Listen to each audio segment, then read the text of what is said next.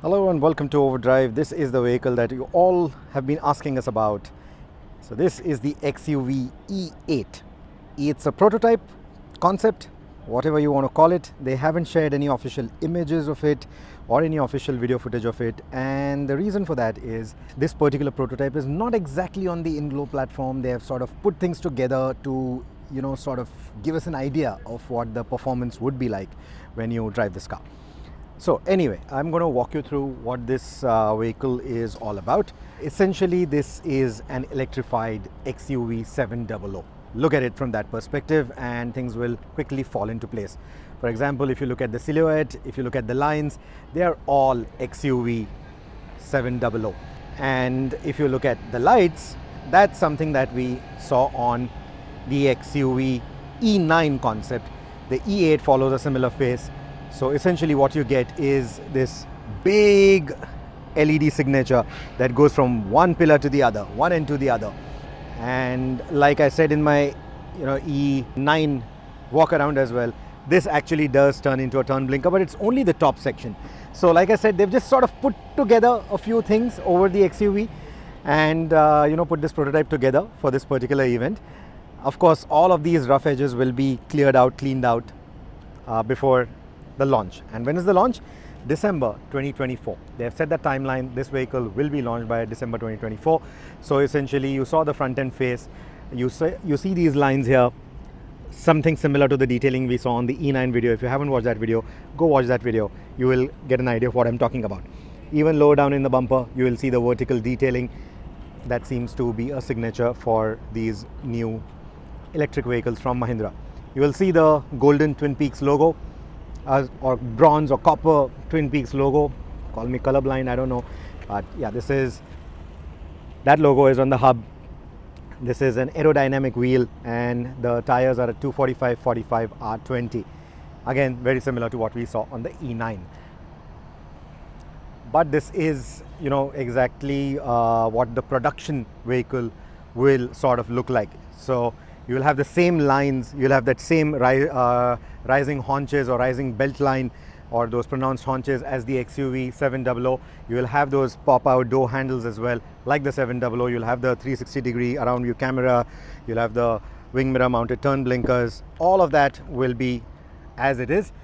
And even at the rear, you see the XUV700 kind of tail lights continued here. It's not what we saw on the E9. It's not that kind of a signature. This is the same tail end as the XUV700, so to speak. But the cabin is different. Let me quickly get into the cabin and show you what's changed there. So no convenient seating or whatever they call it. I'm sorry, I forgot the term for it, but where the seat goes back on its own. That is gone. That's not here right now, not on this prototype. But what you do see is 3 screens, right? So let's start the car. That's the push button starter. It's already on, but the screen doesn't seem to be on for some reason. But yeah, essentially what you get is a speedometer in here. It'll also tell you what gear you've selected, the range, the battery, all of that it'll give you. It'll give you the multi-pane layout that we saw on the XUV700, and then there'll be a third infotainment screen, and that's for the passenger.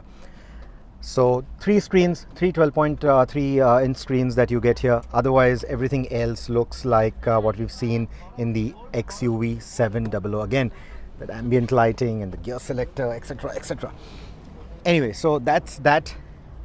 So like I said, this is sort of a mixture of components here, just to give us an idea of what it drives like. But when it goes into production, what it's essentially going to have is the in-glow platform, the Indian global electric platform that they have, that's co-developed in a way with Volkswagen, or developed with the Volkswagen MEB toolkit.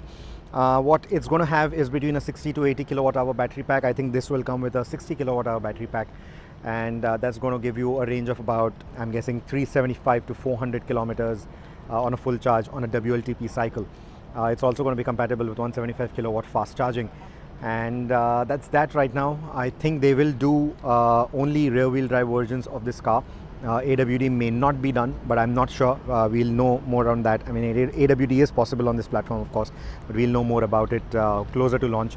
but I think this is going to be the vehicle with which they go to market, and give you an affordable 3-row vehicle. So this is the 3-row version, again, just like the XUV. So they're going to make that affordable 3-row EV with this, and it might just be only rear-wheel drive. But like I said, all-wheel drive is also possible. But that's a much powerful powertrain, and I'm not sure if they would put that on this. So we are going to have a go at the XUV.e8. It's a prototype. And there. Comes to life rather silently. The only thing making sounds are the vents. No chime, nothing to tell you that it is switched on. But anyway, so yeah, gets off the mark very silently, just the way you expect electric vehicle to be. The acceleration feels pretty good, and the handling manners, again, it doesn't feel too heavy. They're hinting it would be around 2.5, 2.6 tons when the in-glow platform is properly integrated with this car. But yeah, it doesn't feel too heavy. I mean, it's feeling nice and agile.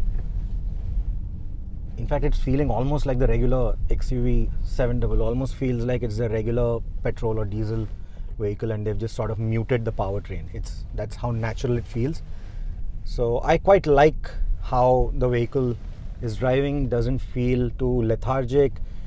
It's not just about the instantaneous torque, but even the way it's delivering power when you're sort of doing a roll-on mid-range kind of a thing. It's working quite well. So yeah, pretty impressed. Of course, the final version is what will make sense, and that is when we'll have a better idea of what this vehicle feels like. But yeah, and no regenerative braking.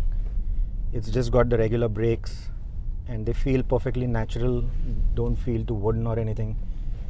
So yeah, very natural feeling overall package. That's how I will put it.